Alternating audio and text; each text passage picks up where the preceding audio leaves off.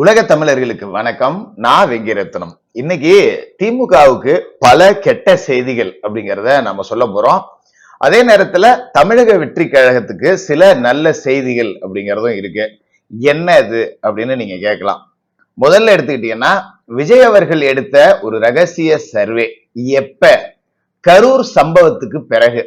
கரூர் சம்பவத்துக்கு பிறகு விஜய் அவர்கள் எதுக்குமே பெருசா ரியாக்ட் பண்ணல, போகல, வரல, வீட்லயே உட்கார்ந்து இருக்காரு அப்படின்லாம் பல பேர் குற்றம் சுமத்திட்டு இருந்தாங்க. இந்த திமுகவோட வாடகை வாய்கள் அப்படிங்கிறது இதை எப்படி செய்யும், திமுகவோட ஈகோ சிஸ்டம் எப்படி வேலை செய்யும் அப்படிங்கறது எல்லாத்தையும் நாம பேசுறோம். அதன் பிறகு இந்த விஜய் அவர்கள் எதற்காக ரகசிய சர்வே எடுத்தாரு, அந்த சர்வே முடிவுகள் அவருக்கு என்ன சொல்லுச்சு அப்படிங்கறத எல்லாத்தையுமே நம்ம பார்த்துருவோம். அதுக்கு முன்னாடி திமுகவுக்கான கெட்ட செய்தி என்ன? தமிழக வெற்றி கழகத்தோட இந்த கரூர் சம்பவம் சார்ந்து பிரச்சார கூட்டத்தில் நடந்த பிரச்சனைகள், 41 பேரோட மரணம், இது சார்ந்த வழக்கை சிபிஐக்கு கொண்டு போக சொல்லியிருக்காங்க. இந்த வழக்குல நாளைக்கு உச்ச நீதிமன்றம் என்ன முடிவு எடுக்கும்? திமுகவோட பதட்டம் அப்படிங்கிறது அதுல எவ்வளவு அழகா தெரிஞ்சுது அப்படிங்கறத நீங்க பார்க்கலாம். நடுங்குறாங்க.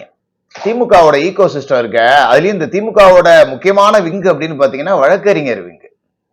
இவங்க எப்படின்னா, திமுகவுக்கு ஒரு பேராபத்து, திமுக அரசாங்கம் அவமானப்பட்டு அம்மனமா நிக்கக்கூடிய சூழல் வர்றப்பெல்லாம் நம்மளோட வரி பணத்தை கோடி கணக்கில் எடுத்துட்டு போய் இந்தியாவோட முக்கியமான வழக்கறிஞர்களுக்கு எல்லாம் தான தர்மம் பண்ற மாதிரி பண்ணுவாங்க. மிஸ்டர் சித்தார்த் லுத்ரா வாங்க 50 லட்சம், முகுல் ரோஹித்கி வாங்க 50 லட்சம். இந்த மாதிரி பெரிய பெரிய பெரிய வழக்கறிஞர்களை திமுக அரசு பணத்திலிருந்து செலவு பண்ணி அவங்களை காப்பாத்திக்கிறதுக்கான முயற்சி அப்படிங்கிறது நடக்கும். இதனால பல வெற்றிகள் அப்படிங்கறதே அடைஞ்சாங்க. கடந்த காலகட்டங்கள்ல நடத்தப்பட்ட டாஸ்மாக் சோதனைகள், இடி ரைடுகள், இதுல எல்லாத்திலையுமே இவர்கள் தப்பிக்கிறதுக்கு முக்கியமான காரணம் இதுதான். ஆனா இந்த முறை பாச்சா பலிக்காது. ஏன்னா திமுக முதன்முறையா உச்ச நீதிமன்றத்துல செருப்படி வாங்குச்சு அப்படின்னு தான் சொல்லணும். 3 வழக்குகள், 3லயுமே அடி வாங்குச்சு. சரி, இப்ப இந்த கரூர் வழக்கை சிபிஐக்கு மாத்துவாங்களா அப்படின்னு பார்த்தா மாத்த மாட்டாங்க. நான் இப்பயே சொல்றேன், சிபிஐக்கு இந்த வழக்கு மாறாது. மாறா அதை விட தரமான சம்பவம் அப்படிங்கிறது ஒண்ணு நடக்கும். இப்ப இந்த ஒரு நபர் ஆணையம் அமைச்சாங்கல்ல, அருணா ஜெகதீசன் ஆணையம், ஓரமா போன்றோம். அஸ்ரா கார்க் அவர்களோட தலைமையில எஸ்ஐடி ஃபார்ம் பண்ணாங்கல்ல, அவங்களையும் ஓரமா போன்றுவாங்க. ஏன்னா யார் இந்த அஸ்ரா கார்க்? அஸ்ரா கார்க்கின் அதிரடி, அஸ்ரா கார்க்கின் நேர்மை, மிக சிறந்த அதிகாரி அஸ்ரா கார்க். இப்படி எல்லாம் பேசினதெல்லாம் யாரு அப்படின்னு பாத்தீங்கன்னா, இந்த சேனல்களோட பழைய வீடியோக்கள் ஒரு 4-5 வீடியோவுக்கு பின்னாடி தள்ளிட்டு போனீங்கன்னா ஃபுல்லா திமுக சொம்புகளா இருப்பாங்க. எதுக்காக இவனுங்க இப்ப இந்த அஸ்ரா கார்க் அவர்களுக்கு அதிரடி சரவெடின்னு ஃபயர் விடுறாங்க அப்படின்னா, திமுக ஒரு நேர்மையான அதிகாரியை தான் போட்டிருக்க, அவர் சரியா விசாரிச்சிருவார், இதுக்கு மேல எதுவுமே தேவையில்லை அப்படிங்கிறதுக்கு ஒரு பிம்பத்தை கட்டமைக்கிறது தான். ஆனா நாளைக்கு வர இருக்கக்கூடிய விசாரணையில உச்ச நீதிமன்றம் என்ன சொல்லும்னா, ஒரு எஸ்ஐடி ஃபார்ம் பண்ணும். அதுக்கு அதிகாரியா நிச்சயமா அஸ்ரா கார்கர் அவர்கள் இருக்க மாட்டாங்க. இந்த சிறப்பு விசாரணை குழுல முக்கியமான ஐஏஎஸ் அதிகாரிகள் எல்லாம் இருப்பாங்க. உச்ச நீதிமன்ற தலைமை நீதிபதி, அதாவது ஓய்வு பெற்ற தலைமை நீதிபதி ஒருத்தர், அப்படி இல்லைன்னா உச்ச நீதிமன்ற ஓய்வு பெற்ற முன்னாள் நீதிபதி, யாராவது ஒருத்தர் இந்த குழுவுக்கு தலைமை பொறுப்பேற்பாங்க. அவர்கள் தலைமையில தான் விசாரணை அப்படிங்கிறது நடக்கும். விசாரணைய உச்ச நீதிமன்றம் தொடர்ந்து கண்காணிக்கும். ஆக மொத்தம் 10 ரூபா பாலாஜிக்கு இவ்வளவு பெரிய ஆப்ப நல்லா கூரா சீவி சொருவ போறாங்க அப்படிங்கிறது மட்டும் கன்ஃபார்ம். இதுதான் நாளைக்கு நடக்கும். அதுல எந்த விதமான மாற்று கருத்தும் இல்லை. 2வது, ஆம்ஸ்ட்ராங் வழக்கு சிபிஐக்கு மாத்தப்பட்டுருச்சு. பதறி அடிச்சு ஓடுறாங்க. சிபிஐ கிட்ட போயிட்டா என்ன பண்றதுன்னு முடியாது, சிபிஐ தான் விசாரிக்கின்றது. சிபிஐ வரப்போகுது. சிபிஐ வந்த உடனே என்ன பண்ணும் அப்படின்னா, மிக முக்கியமான குற்றவாளியான திருவேங்கடம் என்கவுண்டரை பத்தி விசாரிக்கும். எந்த அடிப்படையில என்கவுண்டர் போட்டீங்க, நீங்க சரண்டரான அவனை தூக்கிட்டு போய் சுடுறீங்க அப்படின்னா இது என்ன? அப்ப யாருக்காக அவன் சுடப்பட்டான், இதோட முடிச்சிடணும், இந்த வழக்கை புதைச்சிடணும் அப்படிங்கிறதுக்காக முடிவு எடுக்கப்பட்டுச்சா அப்படிங்கறதெல்லாம் சிபிஐ தோண்ட ஆரம்பிக்கும். சாதாரணமா விசாரிச்சாலே தெரியும், அவன் ஜரணடைஞ்சவன், அவன் எதுக்கு தப்பிச்சு ஓட போறான், அவங்களை துப்பாக்கி எடுத்து சுட போறான். இந்த வழக்குல ஆயுதமே கிடையாது, ஆம்ஸ்ட்ராங்க துப்பாக்கி எடுத்தா சுட்டாங்க. அவன் ஏன் துப்பாக்கி வச்சிருக்கிறதா உங்கள்ட்ட சொல்லி காட்ட போறான்? சார், அருவாளால தான் வெட்டணும், நீங்க வேணா போய் பாடியை பார்த்துங்க, இந்த அருவா அங்கதான் இருக்கு, இப்படித்தானே காமிச்சிருப்பான். அவனை போய் அங்க இருக்க எடுத்துட்டு வாப்பான்னா அவன் எடுத்துட்டு வருவானா? போய் கன் பாயிண்ட்ல நிக்க வச்சுதான் அவனை எங்கடா இருக்காட்டுன்னு சொல்லி எடுப்பாங்க. இதெல்லாம் சிபிஐக்கு தெரியாதா? அசால்ட்டா எடுக்கும். அப்ப போலி என்கவுண்டர் அப்படிங்கிறது உறுதி செய்யப்படும். எதற்காக போலி என்கவுண்டர் செய்யப்பட்டுச்சு, இந்த விஷயத்துல செல்வ பெருந்தகையோட தொடர்பு என்ன, சேகர் பாபுவோட தொடர்பு என்ன அப்படிங்கறதெல்லாம் அலசி ஆராய்வாங்க. இந்த விஷயத்துல சேகர் பாபுவும் செல்வ பெருந்தகையும் சிறைக்கு போனாலும் ஆச்சரியப்படுவதற்கு இல்லை. அதே மாதிரி தலித்துகளோட காவலர்கள்னு திமுக ஒரு பிம்பத்தை கட்டமைச்சது பாத்தீங்களா, அது எல்லாமே சுக்குநூறா உடைக்கப்படும். ஆம்ஸ்ட்ராங் படுகொலை திட்டமிட்ட அரசியல் பச்சை படுகொலை அப்படிங்கறதும் அம்பலத்துக்கு ஏறும். இப்ப நாகேந்திரன் அவர்களுடைய மரணம், ரீலா ஹாஸ்பிட்டல்ல அவருக்கு சிகிச்சை, அதாவது கல்லீரல் மாற்று அறுவை சிகிச்சை நடந்திருக்கு. உயர் சிகிச்சைக்கு ஏன் அனுமதி கொடுக்கல? ஸ்டான்லி ஹாஸ்பிட்டல்லே வச்சுங்க. இதையெல்லாம் கூட சிபிஐ விசாரணையில உறுதி செய்யப்படும். இதை தொடர்ந்து அந்த காக்காதோப்பு பாலாஜியோட என்கவுண்டர், துரைசாமியோட என்கவுண்டர் இதுல முக்கிய பங்கு வகிக்கும். இதெல்லாம் அடுத்தடுத்து சிபிஐ தோண்டி துருவி எடுப்பாங்க. இது எல்லாம் நடக்கும்.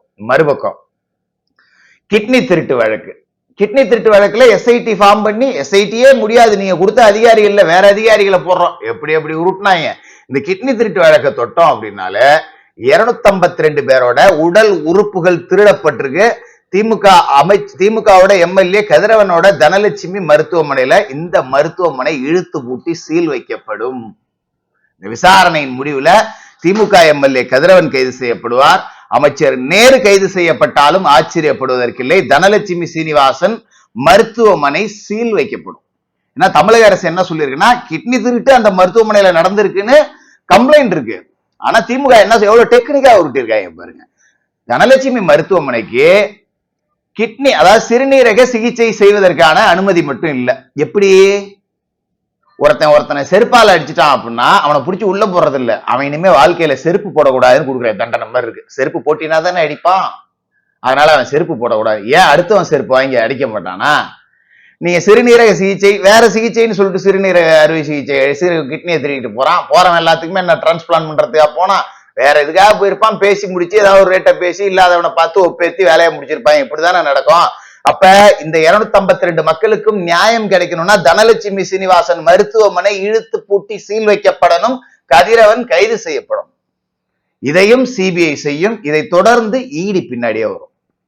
எதுக்கு இடி வருது அப்படின்னா, அப்ப இந்த தனலட்சுமி சீனிவாசன் மருத்துவமனையில நீ ஆய்வு அப்படிங்கறது செஞ்சதுன்னா, இந்த மருத்துவமனைக்கு எங்க இருந்து பணம் வந்துச்சு, எங்க இருந்து இத்தனை கோடிக்கு கார் வாங்குச்சு, சோர்ஸ் ஆஃப் இன்கம் என்ன, சட்டவிரோத பண பரிமாற்றம் நடந்துள்ளதா அப்படிங்கிறது எல்லாத்துக்குமே இடி உள்ள வரும்.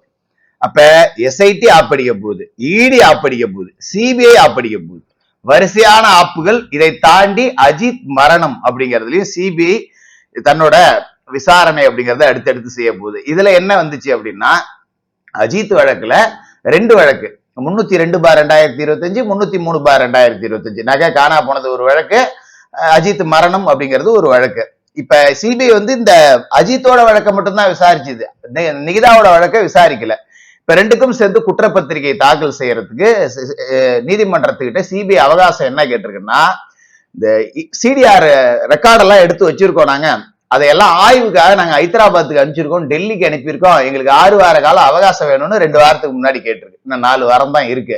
இந்த ரெக்கார்டு எல்லாமே வந்த பிறகு ஆதாரத்தோட நிகிதாவோட நகை காணா போனது பொய்யே, அஜித்தை அடிச்சு கொண்டது 6 பேரு, அதுல ராமச்சந்திர வெளியில இருக்காப்புல, அவருக்கு உத்தரவிட்ட அதிகாரிகள் யாரு, அவர்களுக்கு பின்னால் இருக்கக்கூடிய ஒரு பேரழகி யாரு, அந்த பேரழகியோட அந்த சொப்பட சுந்தரிய காரு வச்சிருந்த சொப்பட சுந்தரியை இப்ப யாரு வச்சிருக்கா அப்படிங்கிறது எல்லாத்தையுமே தூக்கி இதுலயும் ஒரு அமைச்சர் உள்ள போறதுக்கான வாய்ப்பு அப்படிங்கிறது இருக்கு.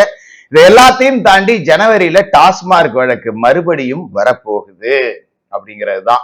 இதுல செந்தில் பாலாஜி தொடங்கி உதயநிதி வரைக்கும் கைது அப்படிங்கிறது நடத்தப்படலாம். இது எல்லாம் அடுத்தடுத்து இடி, சிபிஐ, எஸ்ஐடி இத்தனை சேர்ந்து திமுகவோட குரவலையை நெரிக்க போகுது. திமுகவோட தோற்றம் 1947 நடந்தது, மறைவு அப்படிங்கிறது 2026 அப்படிங்கிறது தான் நடக்க போகுது. சரி, இப்ப விஜய் அவர்கள் எடுத்த ரகசிய சர்வேவுக்கு வருவோம். கரூர் சம்பவத்துக்கு பிறகு விஜய் அவர்கள் பெருசா வெளியில வரல அப்படின்னா உண்மைதான்.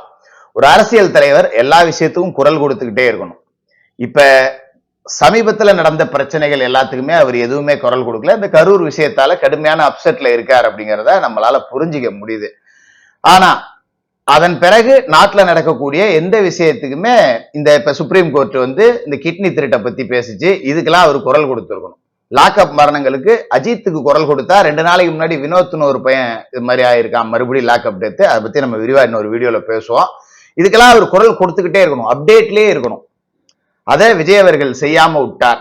இப்ப திரும்ப கரூருக்கு போறதுக்கான முயற்சிகள் அப்படிங்கிறதுல மட்டும்தான் இருக்காரு. அதாவது என்னன்னா, நான் எப்படியோ இந்த 41 மரணங்கள் விஜய் அவர்கள் காரணமே இல்லை அப்படின்னாலும் அவரோட மனநிலை நம்மளை பார்க்க வந்து தானே செத்து போயிட்டான் அப்படிங்கிற ஒரு மனநிலை இருக்குல்ல. அதனால அந்த குடும்பத்துக்கு நம்ம நேர்ல சந்திச்சு ஒரு ஆறுதல் சொல்லி நிவாரணம் கொடுக்காம அடுத்த கட்ட வேலையை செய்யக்கூடாது அப்படிங்கிற மனநிலையில கூட இருக்கலாம். இந்த அடிப்படையில ஒரு ரகசிய சர்வே கரூர் துயரத்திற்கு பிறகு எடுக்கப்பட்டிருக்கு. என்னன்னா, கூட்டணி சார்ந்த விவகாரங்கள். புஷி ஆனந்த் அவர்களும் சரி, முக்கியமான அதாவது ஆதவ் அர்ஜுனா உள்ளிட்ட நபர்களும் சரி, நமக்கு தேவை ஒரு கூட்டணி, தொண்டர்களுக்கு பாதுகாப்பு அப்படிங்கிறது தேவை அப்படிங்கிற மனநிலைக்கு அதிமுக கூட்டணிக்கு போறதுக்கு சம்மதத்தை தெரிவிச்சுட்டாங்க.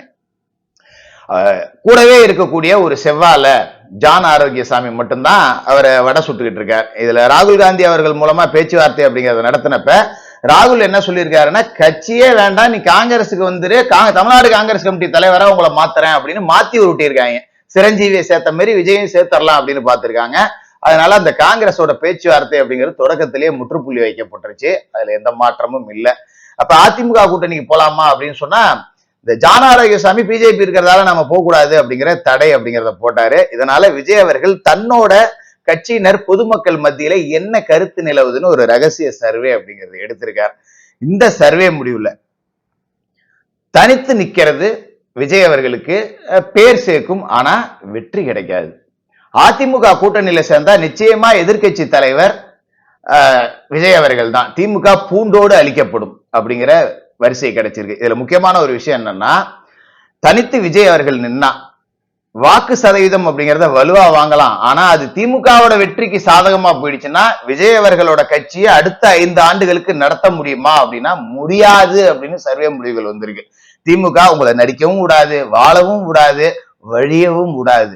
அதனால திமுகவோட வெற்றிக்கு விஜய் அவர்கள் காரணமா இருந்துட்டா இது அரசியல் தற்கொலைக்கு சமம் அப்படிங்கிற முடிவுகள் அப்படிங்கிறதும் அவர் எடுத்த சர்வேலே கிடைச்சிருக்கு. நாம அடிச்செல்லாம் விட கிடையாது.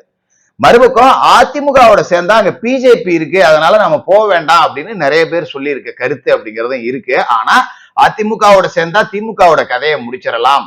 எதிர்கட்சி தலைவரா விஜயகாந்த் அவர்கள் இருந்த மாதிரி இருந்துகிட்டு தேர்தலுக்கு பிறகு கூட்டணியை விட்டு வெளியில வந்து ஒரு நல்ல எதிர்கட்சியா செயல்பட்டு 2031 இலக்கா கொண்டு செயல்படலாம். அதுக்குள்ள நம்ம கட்சிக்கு ஒரு 20-30 எம்எல்ஏவும் கிடைச்சிருப்பாங்க இந்த தேர்தலையே. இதை வச்சுக்கிட்டு நாம செயல்படலாம். 2029 காங்கிரஸ் கூட்டணியோட சேர்ந்து தேர்தலை சந்திக்கலாம், திமுகவை நடுத்தருவுல விட்டுட்டு அப்படிங்கிற பல யோசனைகள் இவருக்கு முடிவா கிடைச்சிருக்கு. விஜய் அவர்கள் என்ன முடிவு எடுப்பார் அப்படிங்கிறத நம்ம வெயிட் பண்ணி தான் பார்க்கணும். தொடர்ந்து பேசுவோம்.